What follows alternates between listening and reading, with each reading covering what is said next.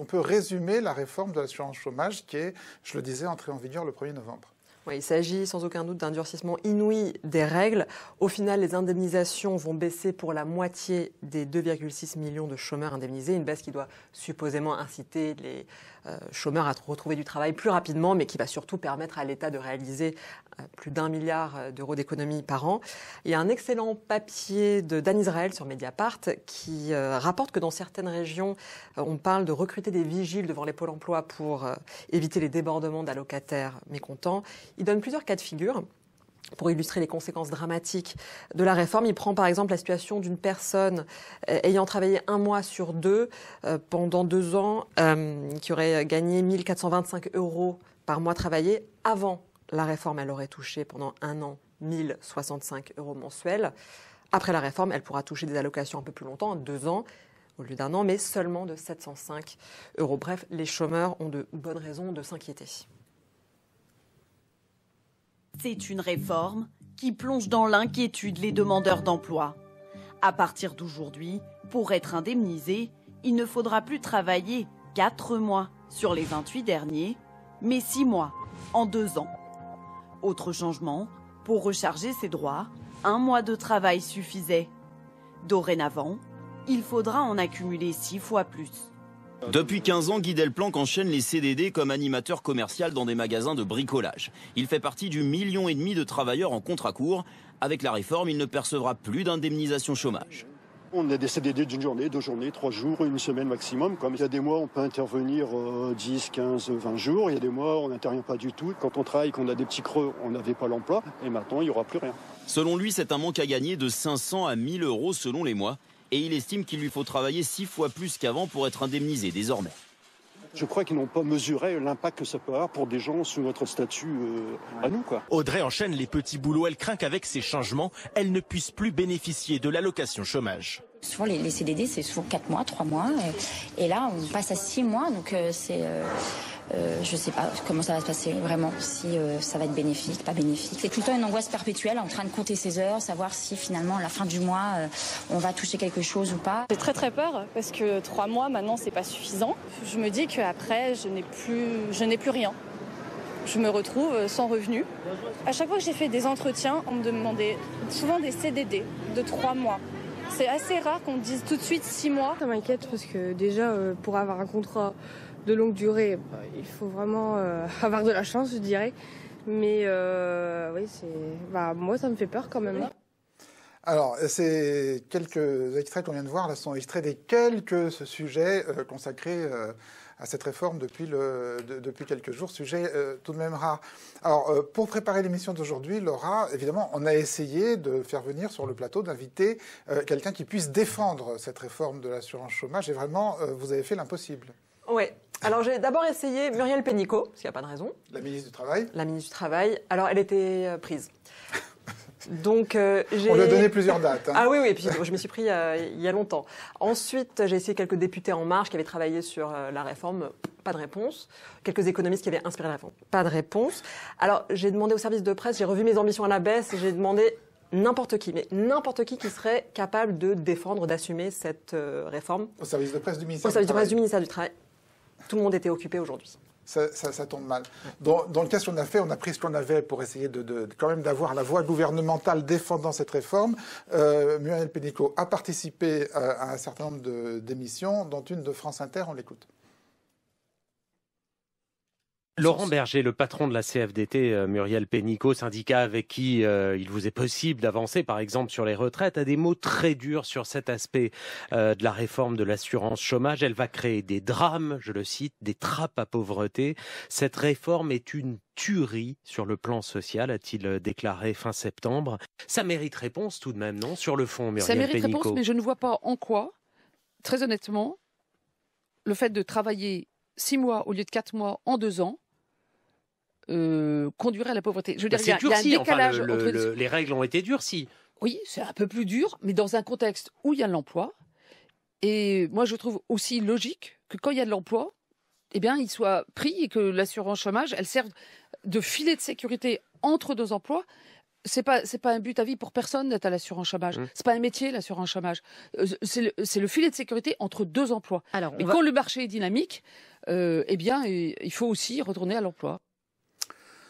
Alors, l'argument maître du gouvernement, dans les rares espaces où il défend publiquement cette réforme, c'est celui-là. Le marché est dynamique, il y a un contexte du retour à l'emploi, c'est-à-dire de réduction du chômage, donc il faut le favoriser. En supposant que le gouvernement soit de bonne foi, comment on peut... Non mais, supposons chacun de bonne foi dans cette affaire, comment on peut de bonne foi lui répondre? Qu'est-ce qu'on peut lui répondre? Que d'abord... Le chômage ne baisse pas comme ils disent. Ils ont seulement changé les calculs, mais pas le nombre de chômeurs. Nous sommes toujours à 6 600 000 chômeurs hors Mayotte. Et nous avons pour les catégories A, B, C à peu près 3 millions ce qui est énorme. Et seulement la moitié d'entre eux sont indemnisés. Seulement la moitié d'entre eux. Aujourd'hui. Bah oui. Donc quel est son problème?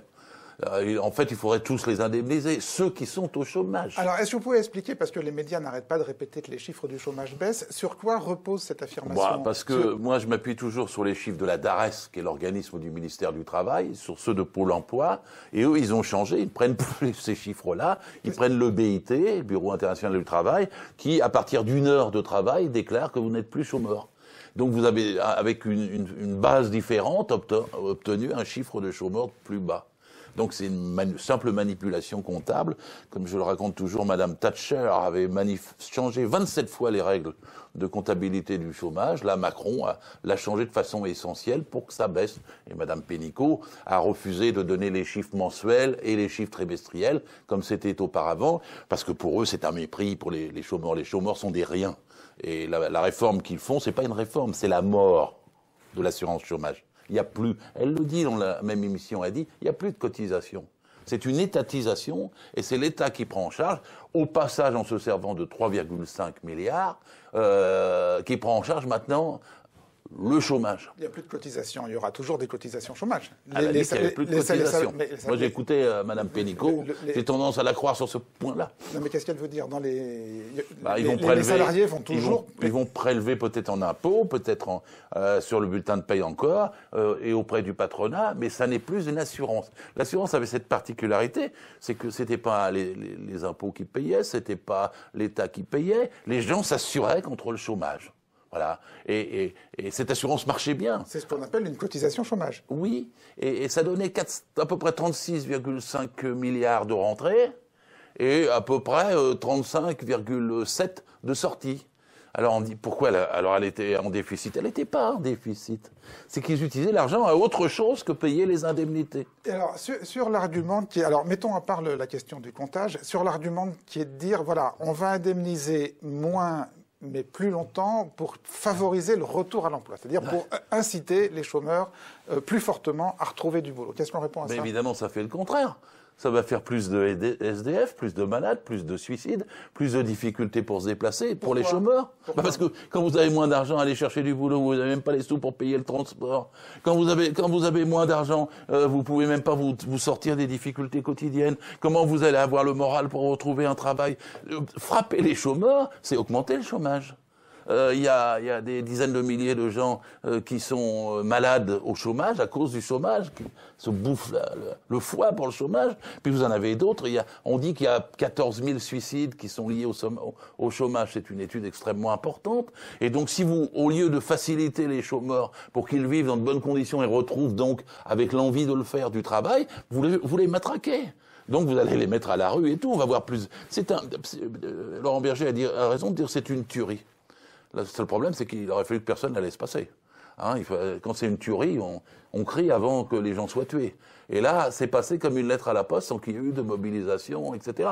Et c'est intolérable ce qui se passe dans notre pays. Parce que c'est partie prenante de la destruction de l'ensemble de la protection sociale que Macron est en train de faire. Il veut ensuite baisser les cotisations maladie, supprimer les cotisations retraite, faire tout un autre système pour que ça ne figure pas sur le bulletin de paye des gens et que ça ne soit plus le patron qui paye.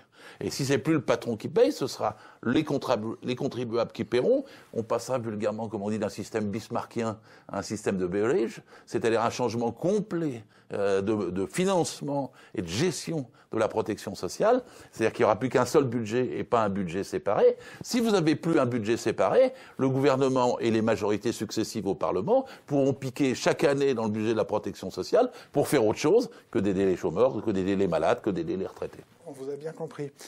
On vient de voir que cette réforme donc, est portée en France, enfin, sur des plateaux où elle décide d'aller par la ministre du Travail. Qu'est-ce qui fait dire à l'UPR, le parti que vous représentez ici, que en fait, la responsabilité de cette réforme incombe non pas au gouvernement français, mais à la Commission européenne? Tout simplement parce que ça a été écrit dans les GOPE, donc les grandes orientations des politiques économiques, qui a été publié par la Commission européenne. Et il faut savoir que si on n'applique pas ces mesures-là, la France est sujette à des amendes qui vont jusqu'à 0,2% du PIB. Alors, du coup, on va essayer d'être précis. Qu'est-ce qui a été écrit dans cette GOPE exactement? Alors, je n'ai pas souligné exactement où c'était. C'est dommage parce que c'est le sujet.